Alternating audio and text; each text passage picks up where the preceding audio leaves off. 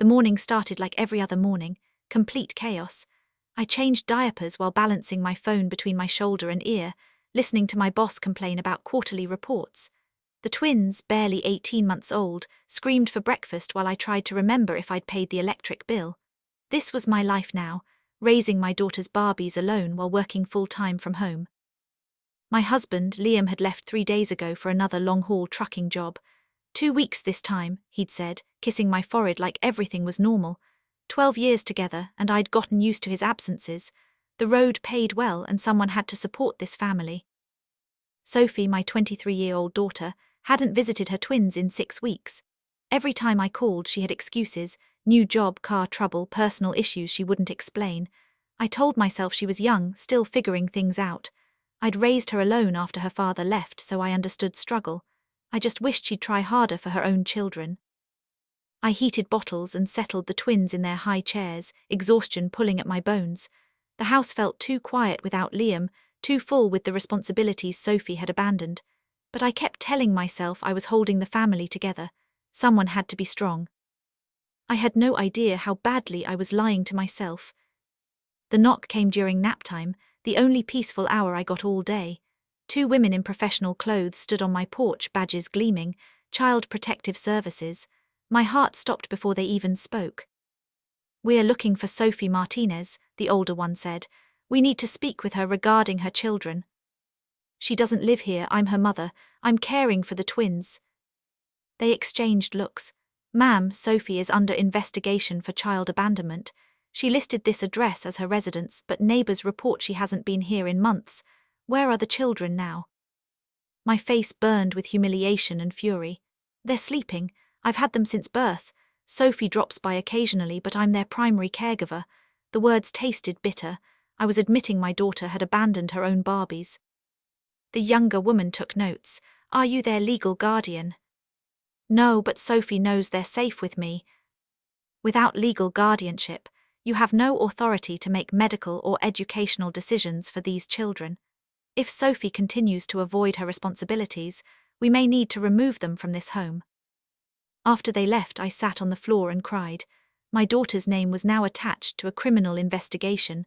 How had everything fallen apart so completely, and where the hell was Sophie? The next 2 weeks were a nightmare of phone calls and paperwork. CPS needed Sophie to sign guardianship documents, or they'd place the twins in foster care. I called her 23 times.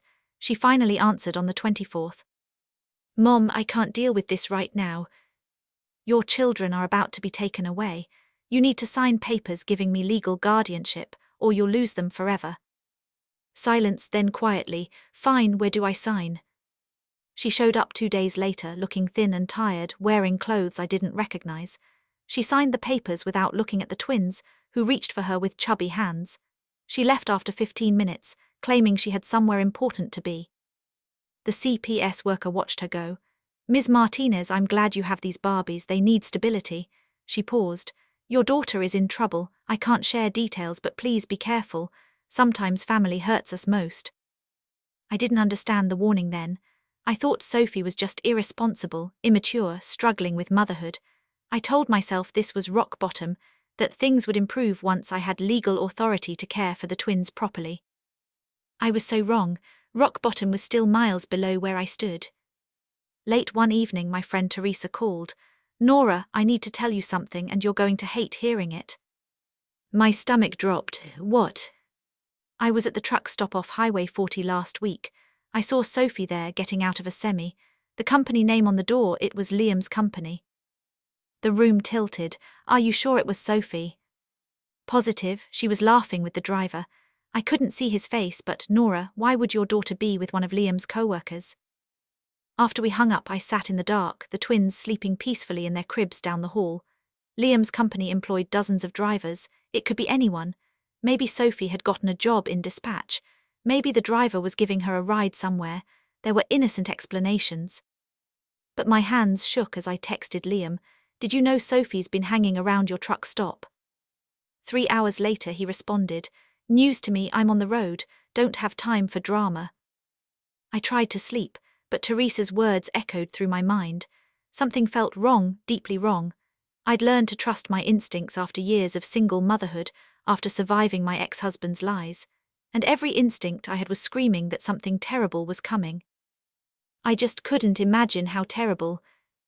The rumors started circulating a week later. Sophie was pregnant again. Someone had seen her at a clinic. Someone else had spotted her buying maternity clothes. When I finally reached her by phone, she didn't deny it. "Who's the father?" I demanded. "Someone who actually cares about me." Her voice was cold, defensive. "Unlike you, who only cares about playing grandma to Barbies I never wanted." "Sophie, those Barbies need their mother." She hung up. Over the next few days, she posted cryptic photos on social media, pictures of truck stops at sunset, a hand holding hers on a dashboard. I zoomed in on that photo, studying the hand. There was a ring on the fourth finger, silver with a black stone. My vision blurred. Liam wore that exact ring. I'd given it to him for our 10th anniversary. I called him immediately. "Where are you right now?" "Indiana." "Why?" "Send me a photo of your hand." "What, Nora, I'm driving." "Send me a photo of your hand wearing your ring, right now." He hung up. He didn't call back. He didn't send the photo. I pulled up Sophie's post again, staring at that hand, that ring, feeling my world crack like ice under pressure.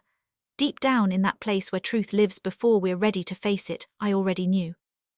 The confrontation happened the next time Liam came home. I'd spent 3 days planning what to say, but when he walked through the door I just screamed. "How long have you been sleeping with my daughter?" His face went pale. "What are you talking about?" "Sophie's pregnant. She's been riding in your truck. That's your ring in her photos." "You're being crazy." "Don't you dare call me crazy." I threw his phone at him. "Call her right now with me standing here. Call her and ask whose baby she's carrying." He didn't move. That's when Sophie walked in. I hadn't heard her car. She looked at Liam, then at me, and something in her expression broke. Not guilt exactly, more like relief that the secret was finally out. "It's his," she said simply. "We didn't mean to fall in love, but it happened. We've been together for over 2 years." The room spun. 2 years. The twins were 18 months old. They started their affair before Sophie even gave birth. While I was caring for her Barbies, she was sleeping with my partner. My knees buckled. Liam caught me and I shoved him away so hard he stumbled. "Don't touch me, don't ever touch me again." Sophie was crying now, but not from guilt. She looked almost defiant. "You don't understand. Get out, both of you, get out of my house." I started packing that night, throwing clothes into garbage bags, barely able to see through my tears. The twins slept through the chaos, innocent victims of their mother's betrayal. My heart ached for them. They deserved better than this nightmare. I couldn't stay here. Not in the house I'd shared with Liam, not in the same town as Sophie. I'd take the twins and disappear, start over somewhere far away where nobody knew our story. But I'd forgotten one crucial detail. This house was in Liam's name. I'd moved in 6 years ago, contributing to bills but never demanding my name on the deed. Another mistake in a lifetime of trusting the wrong people. I was loading boxes into my car when Liam came home unexpectedly. He saw the packed bags and his expression hardened. "What do you think you're doing?" "Leaving, taking the twins somewhere safe, away from both of you." "Those aren't your kids. You're not taking them anywhere." "I have legal guardianship." "That paper means nothing if Sophie changes her mind. And this is my house. You're not taking anything that belongs to me." I kept packing, ignoring him. That's when he pulled out his phone and dialed. "Police, I need help. Someone's breaking into my house and stealing my property." My blood ran cold. "Liam, don't." But it was too late. He'd already made the call. 2 police officers arrived shortly after. Liam met them at the door, playing the concerned homeowner perfectly. "This woman used to live here, but we broke up. Now she's trying to take things that don't belong to her." "That's not true. I've lived here for 6 years. Those are my belongings." The older officer held up his hand. "Ma'am, whose name is on the lease?" "His, but I pay bills, I contribute." "Do you have documentation proving joint ownership or rental agreement?" I didn't. Everything had been informal, based on trust. The officer's expression softened with pity. "I'm sorry, but without documentation, this is his residence. If he's asking you to leave, you need to comply." "But the twins, I'm their legal guardian." "Do you have those papers with you?" They were inside, in a folder on the kitchen counter. Liam stood blocking the doorway, smirking. She doesn't have permission to enter my home. I stood there in my own driveway, except it wasn't my driveway, being treated like a criminal while the twins slept inside. The humiliation burned worse than the betrayal. Everything I'd built for 12 years was being stripped away by a man who'd been sleeping with my daughter. The officers waited while I took only what was already in my car. They escorted me off the property like I was dangerous. I had nowhere to go. I spent that first night in a hotel, the twins confused and fussy in the strange room. My phone rang at midnight, the babysitter I'd been paying to help with the twins when I worked. "Nora, I heard what happened. I'm so sorry." Her voice sounded odd, strained. "How did you hear?" "Sophie called me. She wanted to make sure I knew not to work for you anymore." A pause. "Look, I feel terrible about this. I should have told you sooner." My hands went numb. "Told me what?" "I knew about Sophie and Liam. I saw them together months ago at a restaurant. They asked me to keep it quiet, said they'd tell you when the time was right. They paid me extra to watch the twins when they went on trips together." The betrayal cut deeper than I thought possible. Even the woman I'd trusted with my grandchildren had been part of the lie. How many people had known? How many had watched me play the fool? "Why didn't you tell me?" "I needed the money." Her voice broke. "I'm sorry, I convinced myself it wasn't my business, that you'd find out eventually anyway. I was wrong." She hung up before I could respond. I sat in the dark hotel room, listening to the twins breathe, wondering how many other people had betrayed me. How many had watched and said nothing while my life was systematically destroyed. The next morning, a man called my phone, an unknown number. "This is Officer Barnes. I understand you've been having some trouble with your living situation." "Yes, I'm staying in a hotel with my grandchildren." "I'm calling as a courtesy. My wife was your babysitter. She told me about the situation." His voice turned cold. "I'm advising you not to return to that property for any reason. If you attempt to retrieve belongings or contact Mr. Liam again, you'll regret it. Do you understand?" The threat was clear. The babysitter's husband was a cop, and he was using his position to intimidate me. "Those are my belongings. I have a right." "You have no rights to anything in that house. Accept your losses and move on or face consequences. This is your only warning." He hung up. I sat there shaking, understanding the full scope of what I'd lost. My antique furniture, pieces I'd inherited from my grandmother, photo albums spanning decades, clothes, jewelry, memories, everything I'd accumulated over 12 years with Liam gone. I couldn't fight them. They had power, connections, and no conscience. I was alone with 2 Barbies and whatever I'd managed to throw in my car during those frantic minutes before the police arrived. That night I sobbed in the hotel parking lot while the twins slept in their car seats. Everything I'd worked for, everyone I'd trusted, all of it had been a lie. 3 weeks passed. I found a small apartment, bare and cold but affordable. I'd started rebuilding from nothing again, just like after Sophie's father left, just like every other time life had knocked me down. Then Sophie showed up at my door, her pregnant belly visible under her shirt. "I want my twins back." "Absolutely not. They're my children. You can't keep them from me." I pulled out the guardianship papers. "You signed these. You gave up your rights because you were under investigation for abandonment. You don't get to change your mind now." "My lawyer says those papers aren't permanent. I can challenge them." For 3 days she called constantly, threatening legal action. I contacted CPS, terrified they'd side with her. But the caseworker, who'd helped me before, called me personally. "Ms. Martinez," Sophie came to our office. "We've denied her petition to regain custody. She's unstable, unemployed, and living with a man who has a criminal record. Those Barbies are safer with you." Relief flooded through me. Thank you so much." "There's something else you should know." Her voice dropped. "Off the record, we received a tip that Sophie and Liam were planning to give the twins to your former babysitter. Permanently. The babysitter was going to pay them and raise the children as her own." The room spun. They were going to sell my grandchildren. "We can't prove it legally, but multiple sources confirmed the plan. You got those Barbies out just in time." The full horror of what had almost happened kept me awake for days. They hadn't just betrayed me, they'd been planning to sell the twins. 2 innocent Barbies, treated like property to be traded for cash. I pulled the twins close, whispering promises they couldn't understand. "I'll never let anyone hurt you. I'll protect you forever. You're safe now." But I wasn't sure I believed my own words.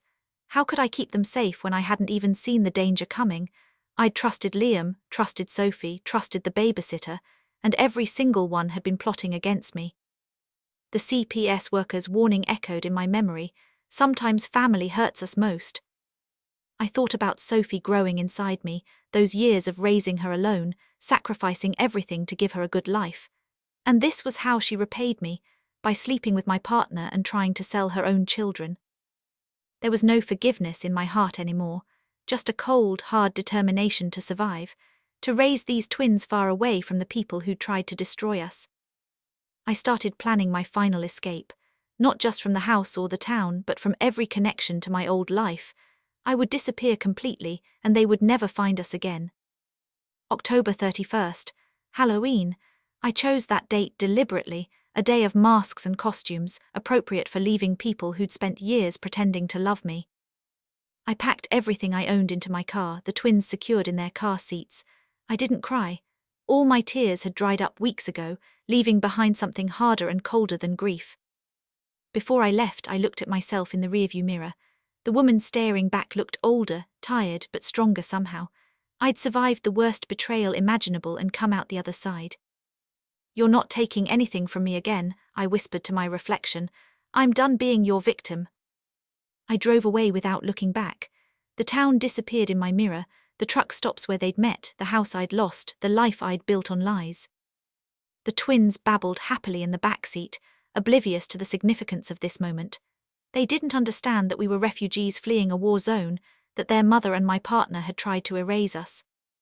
But they were safe now, that was all that mattered. For the first time in months I felt something close to peace. Not happiness yet, I wasn't ready for that. But peace, the quiet certainty that I'd made the right choice. I was free. Christmas came and went. I heard through mutual friends that Liam and Sophie had broken up spectacularly. She discovered he was still seeing other women, including the babysitter who'd left her police officer husband to be with him. The babysitter lasted 3 weeks before Liam dumped her at a truck stop in the middle of nowhere. She had to call her ex-husband for a ride home, humiliated and abandoned. Sophie was left homeless, her pregnancy advancing with nobody to support her. Liam had moved on to his next victim, leaving destruction in his wake like he always did. I felt nothing hearing these updates. No satisfaction, no vindication, not even pity. They'd chosen their paths. They'd hurt innocent people pursuing their own selfish desires. Now they were suffering the consequences. The twins were thriving in our new apartment. They'd started walking, saying simple words. Nana was their favorite, their name for me. Every time they said it, my heart ached with love and grief for everything we'd survived. My friends kept sending updates about Liam and Sophie's spiral into chaos. I finally asked them to stop. Their story isn't part of mine anymore. I don't want to know. The hardest part was learning to trust silence, to accept that I didn't need to know everything, didn't need closure or explanations. They were gone from my life. That was enough. In January, the messages started. Liam's texts appeared on my phone like poison.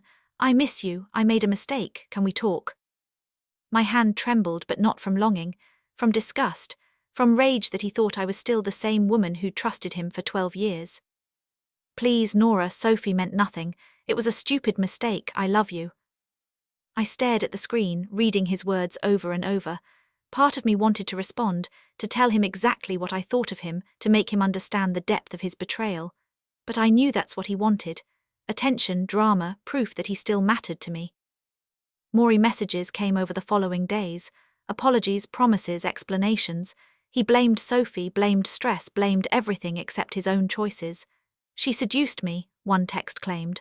"I was weak, but I still love you." The twins played on the floor beside me, building towers with blocks and knocking them down with squeals of delight. They were my reality now. Liam was just digital noise, easily deleted. I never responded. Not once. Each message went unanswered, each call ignored. My silence wasn't weakness anymore. It was power, the power to choose who deserved my energy, my words, my time. He didn't. Weeks passed, then months. The messages slowed, then stopped completely. Sometimes I'd hover over the blocked contact list, wondering if I should check what he'd said. Then I'd watch the twins laugh or sleep or reach for me with absolute trust, and I'd delete the urge along with the messages. This was the first time in my life that silence felt like strength instead of pain. I'd spent years trying to fix things, to communicate better, to make relationships work through sheer force of will. I'd exhausted myself trying to be enough for people who would never value me. Now I understood. Some people don't deserve explanations. Some betrayals are too deep for words. The kindest thing I could do for myself was simply walk away and never look back. My therapist called it radical acceptance, accepting that I couldn't change the past, couldn't make them understand, couldn't get the closure I thought I needed.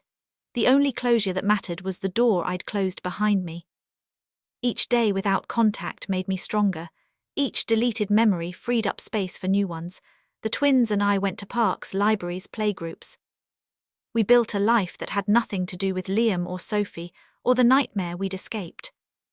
People asked if I missed him sometimes. I didn't know how to explain that you can't miss someone who never really existed. In March, Teresa called with news. Liam was arrested. 7 prior felonies they finally caught up with: fraud, theft, weapons charges. He's on 20 years of probation with an ankle monitor. Oh, I felt nothing. No triumph, no vindication, nothing. Aren't you glad? He's finally facing consequences. Teresa, I appreciate you telling me, but I honestly don't care. His story stopped being mine the day I drove away. Whatever happens to him now is between him and the courts. After we hung up, I realized something important had shifted. 6 months ago, news of his arrest would have consumed me. I would have wanted details, would have felt both satisfaction and pain. Now he was just a stranger who'd briefly intersected with my life. His consequences didn't define my healing.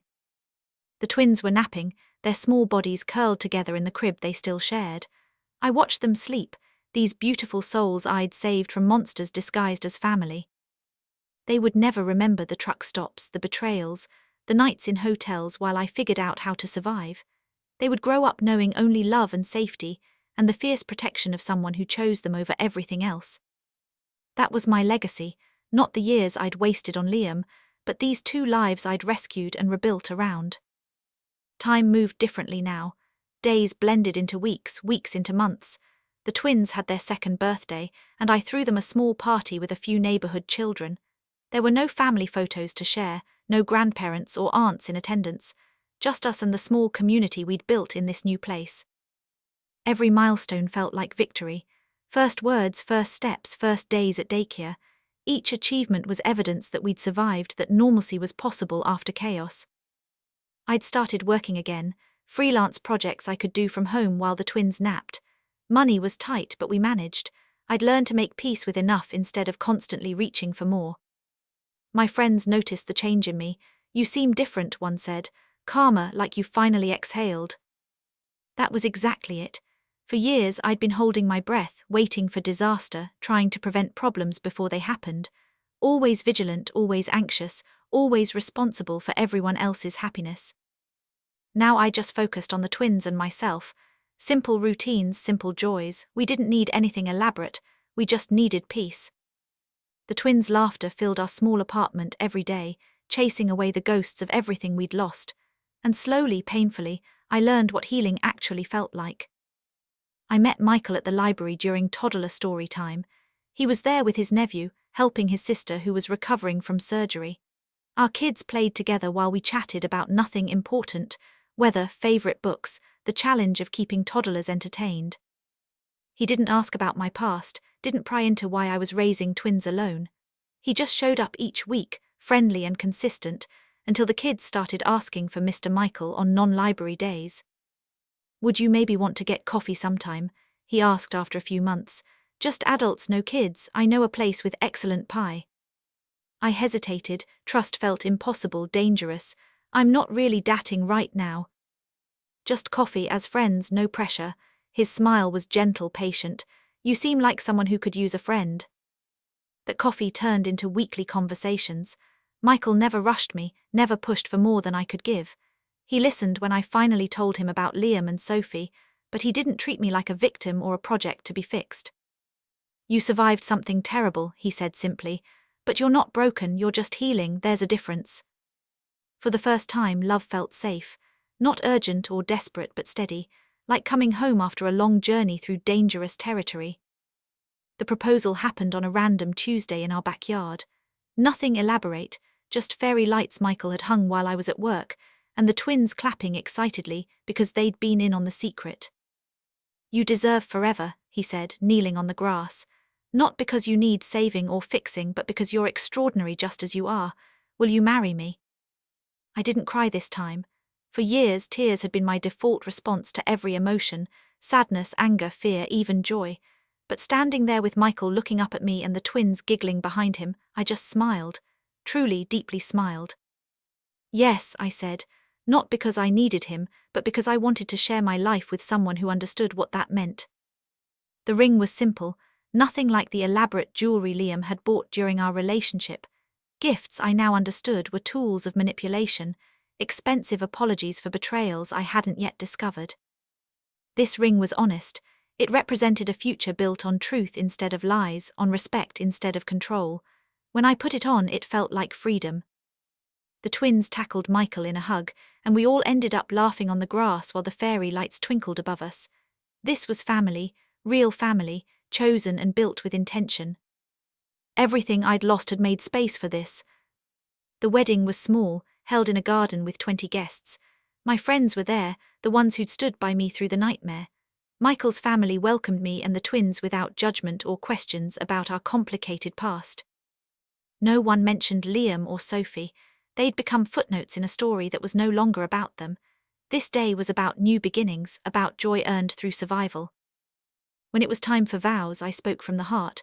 For 12 years, I thought love meant sacrifice and patience and enduring pain silently. I thought being strong meant never asking for help. I thought family meant blood, no matter how much that blood poisoned everything it touched. I looked at Michael, then at the twins playing with flower petals nearby. "But you've taught me different. Love isn't about suffering or proving worth. It's about choosing each other every day with honesty and kindness. For the first time in my life, I'm home, not because someone gave me shelter, but because I built something real and lasting, and you've chosen to be part of it. That's what forever means to me." There wasn't a dry eye in the garden. Michael's vows spoke of patience, respect, and partnership. When we kissed, the twins cheered, and everyone laughed through their tears. We didn't have a honeymoon. Money was still tight, and leaving the twins felt impossible. But that night, dancing in our backyard while the kids slept inside, felt more romantic than any elaborate vacation. Sophie never contacted me again. Through mutual connections, I heard pieces of her story, all of it tragic, none of it surprising. Her baby had been taken by child services shortly after birth. She tested positive for drugs, and the father, Liam, had refused to claim paternity. She drifted after that, moving from town to town, relationship to relationship. The last I heard, she was living somewhere down south, working retail, barely surviving. Part of me still ached for the daughter I'd raised, the little girl who used to crawl into my bed during thunderstorms. But that child was gone, replaced by someone I didn't recognize and couldn't save. "Do you think about reaching out?" Michael asked once. "Every day," I admitted. But then I remember that I can't help someone who doesn't want help, and I can't sacrifice these twins' stability to rescue someone who's hurt them so deeply. Sometimes love means letting go, even when it breaks your heart. The twins would ask about their mother eventually. I'd prepared honest, age-appropriate answers. I wouldn't lie to protect Sophie, but I wouldn't poison them with bitterness either. They deserved to form their own understanding as they grew. For now, they just knew me as Mom, and that was enough. Liam violated probation within 6 months and returned to prison. The news came through Teresa, who'd never stopped monitoring his downfall despite my requests. 5 years this time, she reported. He got caught selling stolen property. The judge threw the book at him. I felt nothing. Not satisfaction, not vindication, not even closure. He'd become so irrelevant to my life that hearing his name was like hearing about a stranger's legal troubles, mildly interesting, but ultimately unimportant. "Are you okay?" Teresa asked, confused by my lack of reaction. "I'm fine, I just don't have energy to spend on people who spent years stealing it from me. He's paying for his choices, I'm living my life. Those are separate stories now." Michael squeezed my hand across the table. He understood what Teresa didn't, that healing wasn't about watching your abuser suffer. It was about building a life so full and beautiful that they simply stopped mattering. The twins burst into the room then, covered in finger paint from their art project. Michael and I cleaned them up together, laughing at their colourful chaos. This was real life, messy, imperfect, genuine. Liam was locked in a cell somewhere, but I was finally free. The twins started calling me Mommy officially after the wedding. They'd done it occasionally before, then looked worried like they'd made a mistake. Now, at 4 years old, they said it confidently, without hesitation. One evening they brought me a drawing they made at preschool, 3 stick figures under a bright yellow sun. "That's you, that's Daddy Michael, and that's us," they explained proudly. I cried softly, careful not to let them see. These children who'd started life surrounded by betrayal and chaos now drew pictures of happy families. They felt safe enough to call someone Daddy, secure enough to imagine sunshine instead of storms. Everything I'd survived had been worth it for this moment, for their innocence, their trust, their belief that family meant love instead of pain. Michael found me in the kitchen later, staring at the drawing I'd hung on the refrigerator. "You okay?" "I finally have a family worth keeping," I whispered. "Everyone I came from either betrayed me or abandoned me, but the family I've built, you, the twins, this life, it's real, it's honest, it's everything I never thought I'd have." He pulled me close, and I let myself be held without fear. That alone was a miracle, learning to accept comfort without waiting for the betrayal that always used to follow. We stood there together while the twins played in the next room, their laughter the soundtrack to our hard-won peace. Today, I stand on our porch watching the twins play in the yard while Michael cooks dinner inside. They're 5 now, starting kindergarten next month, full of questions about everything. They don't remember the hotel rooms, the fear, the nights I cried silently so they wouldn't hear. They just know love, stability, safety. Sometimes I think about that November night when I discovered the truth, how completely my world had shattered, how certain I'd been that I'd never recover. I think about the woman I was then, broken and terrified, wondering if survival was even possible. I wish I could tell her what I know now, that you can lose everything and still rebuild.